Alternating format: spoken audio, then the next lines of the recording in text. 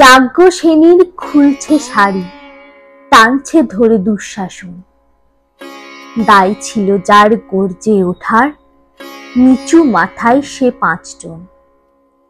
দুর্যোধনের নগ্ন উরু, ইঙ্গিতে তার ধর্ষক কাম। হস্তিনাপুর দেখছে বসে, ধ্বস্ত হতে তার সুনাম।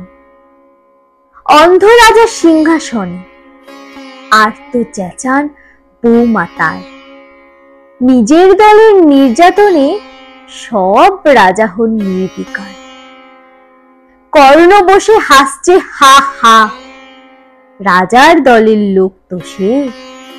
শর্তবিহীন সমর্থনে তাবৎ আরাম সুখ বসে। ভীষ্ম দ্রোণ কৃপ নীরব, সরকারি লোক হাজার হোক, রাজার কথায় তোমার কথা, তুমি যখন রাজার লোক। খল শকুনি দেখছে সবে, বস্তুত সে ধ্বংস চায়। ঘরের মাটি লাল হয়ে যাক দেশ বিভাগের যন্ত্রণায়। সুশীল সভায় ঘটছে যখন রাজ অপরাধ জঘন্য, ঠিক তখনই তার বিরোধে চেঁচিয়ে ওঠেন বিকর্ণ।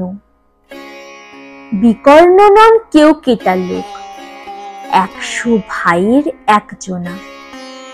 তেমন করে এর আগে কেউ তার কথাটাই জানত না। যৌতুক গৃহে কারেননি রা, অন্তত তার নেই লেখা। ভীমকে যখন বিষ খাওয়ালো, তখনও তার নেই দেখা। কিন্তু যখন প্রকাশ্যতেই কাটছে নারীর আব্রু কেউ, স্তব্ধ জীবের চুপ সাগরে বিকর্ণ হন একলা ঢেউ। চেঁচিয়ে ওঠেন রাজার কুমার যুবরাজের বিরুদ্ধেই। মহাবলী পাণ্ডবেরও তখন গলায় সে সুর নেই।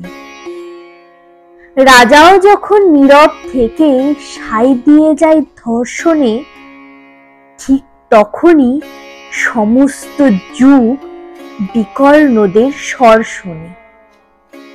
আমরা যারা কিচ্ছুটি নই, একটি মোটে ভোট কেবল, অত্যাচারের সামনে এলে সঙ্গী শুধু চোখের জল। পোষ্য ভাবে যাবনা চেবায় অন্ধ এবং নিকর্ণ। প্রার্থনা থাক আমরা যেন একবার হই বিকর্ণ। মরার আগে হতেই হবে রাজার সভায় বিকর্ণ।